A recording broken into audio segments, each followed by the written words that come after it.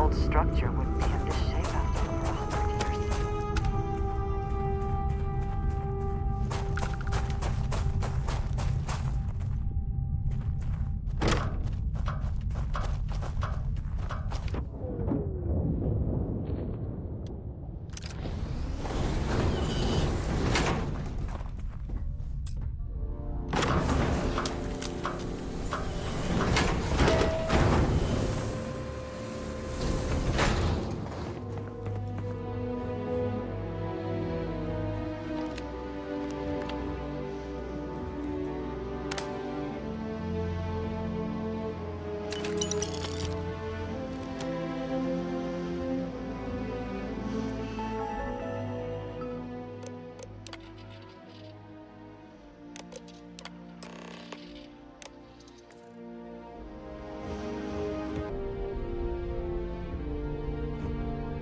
Engine spin-up time almost complete.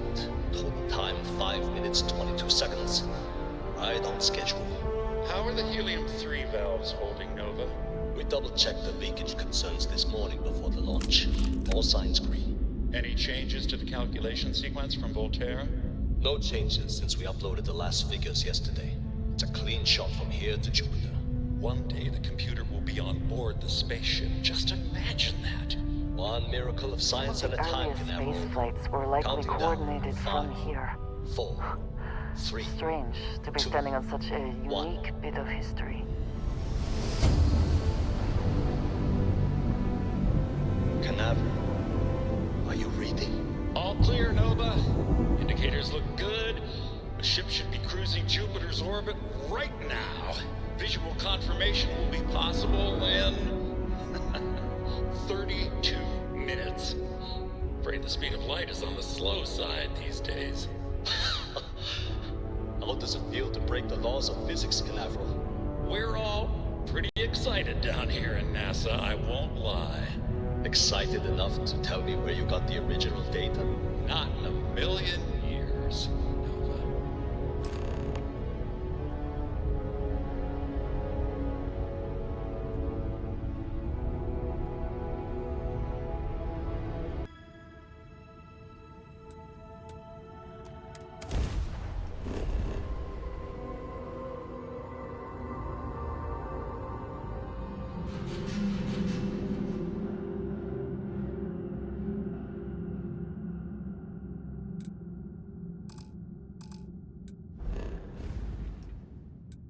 Landing site is sufficient.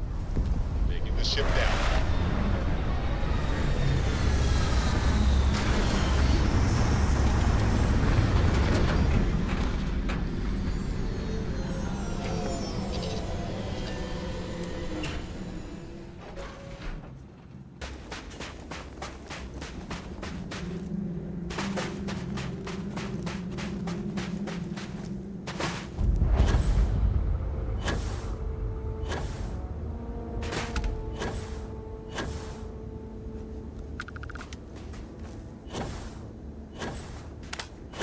Perhaps an elevator will allow us to access what lies beneath all this dust.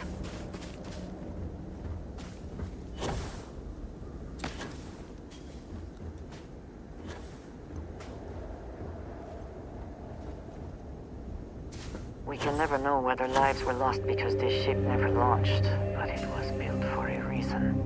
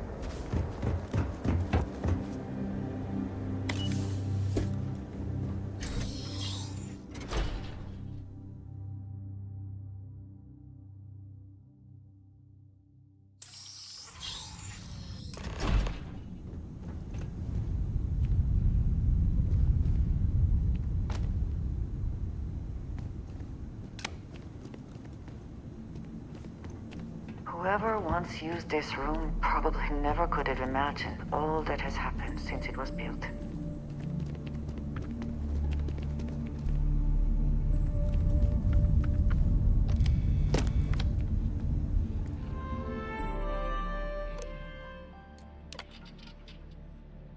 Station log.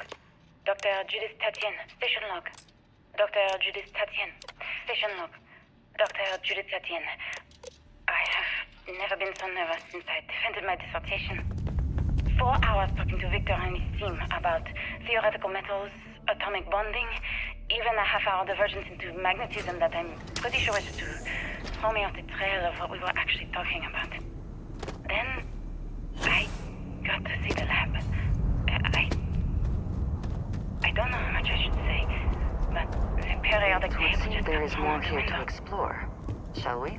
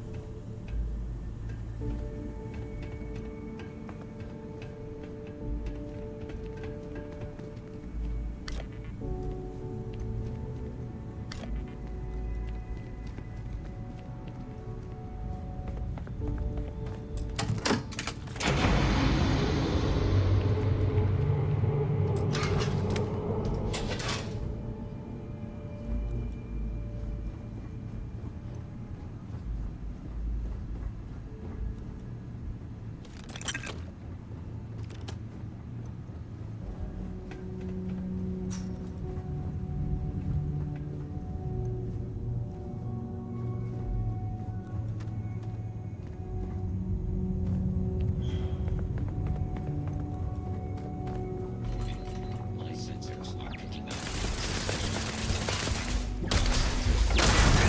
Probability of enemy damage.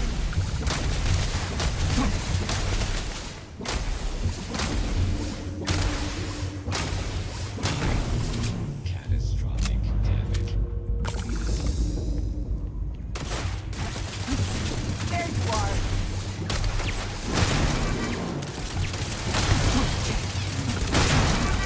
You think Vasco would see his likeness in this model?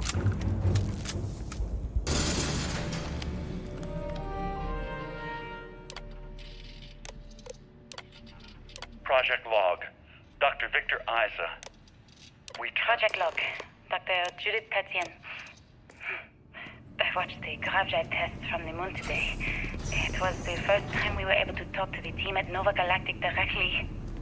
So many things were under wraps before, but now everyone wants all the publicity Must they be can here get. in the artifact. I'm already seeing proposals for manufacturing androids of drives, expeditions to Alpha Centauri and beyond. We know it It's takes also all this to frame, does it not? and worrying. It could take years, decades, before we know what all these side effects of operating a grav drive can be. But no one wants to hear that right now. Like a bunch of pioneers racing towards the edges of the frontier without knowing about the grizzly bears in the mountains.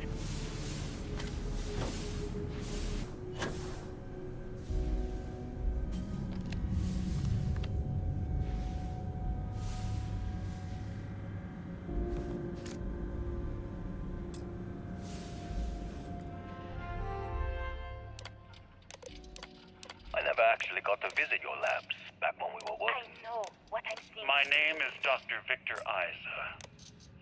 And if you're listening to this, then you probably already know the truth. I was young when I first headed the retrieval team of an odd gravitational anomaly on Mars. But I kept what really happened that day hidden from everyone except one other person. Even she didn't believe me at first. But I have no reason to lie to anyone now, so I hope you'll accept this confession, whoever you are. When I touched the anomaly, I experienced 12 days of lost time. I met myself. He told me everything that has since come true. The grav drive equations, the test on the moon, Earth's atmosphere sputtering away because of what we had done. And it looks like other Starborn got here before us. So, you might have company.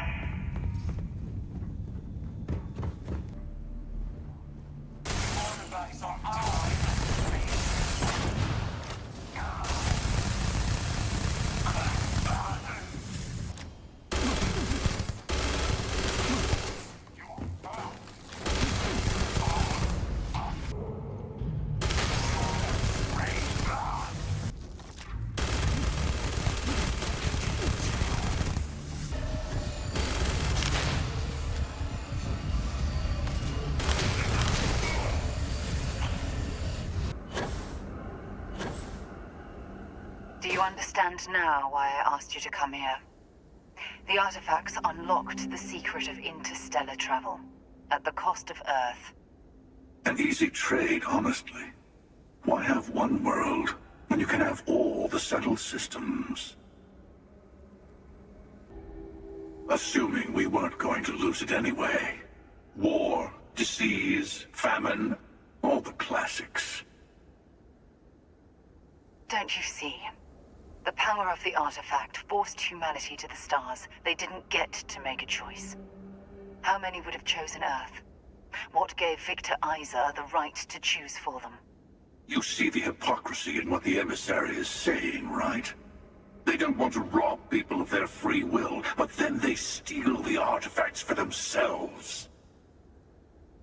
In the wrong hands, the power of the artifacts can make anyone a tyrant. That's why we watch over them. The only thing you're watching out for is yourself.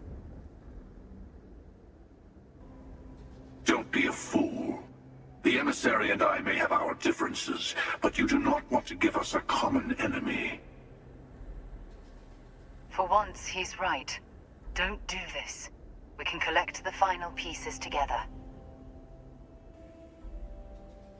Well, look at that. The emissary just became my new best friend. You've made your choice. When you're ready, the Hunter and I will be at the buried temple. That's where we'll settle things. Meaning, we'll kill you. But hey, at least we'll wait till you get there. Everyone deserves a shot at the final artifact.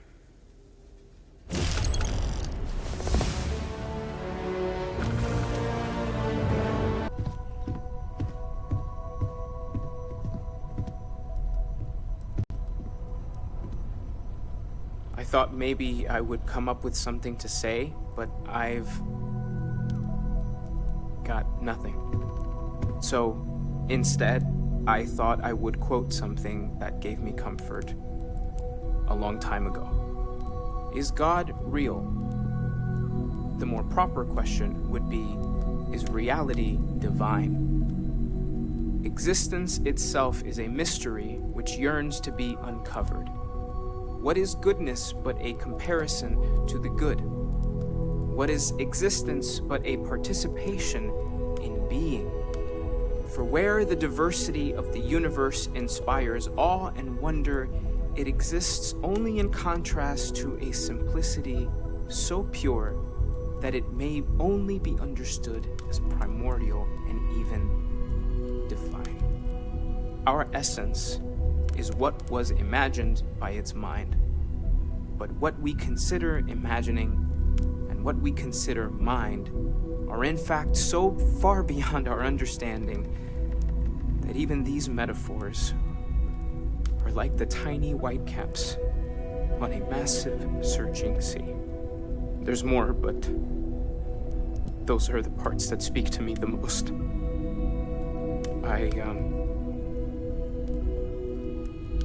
Thank you. That was really thoughtful, Mateo. Thank you. Does anyone else want to say anything?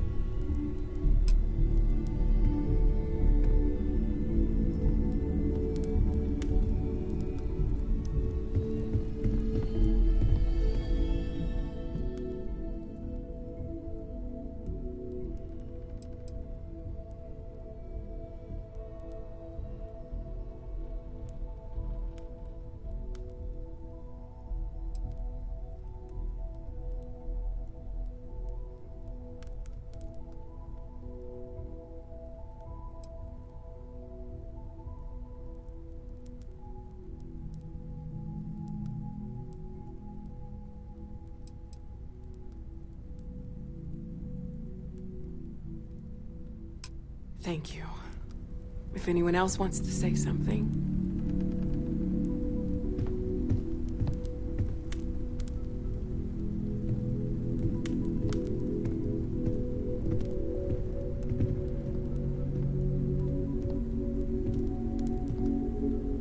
I don't often speak about what I believe in. It seems so redundant with how I live. But death is one of those occasions where it's hard not to look inward. Our friend is gone. There's no afterlife, or second meetings. No God in heaven that is curating a perfect ending for them. So it's up to us. We are what lives on. If the pain of loss inspires us to greater action, then that is the good that comes from all this. Humanity is what truly creates our world. We are the ones that judge things to be good or evil, joyful or mournful. Let us take responsibility for it. Let us remember what we have lost. Walter, are you part of the House of Enlightenment? I never knew that. Yes, well, I like to keep some things private.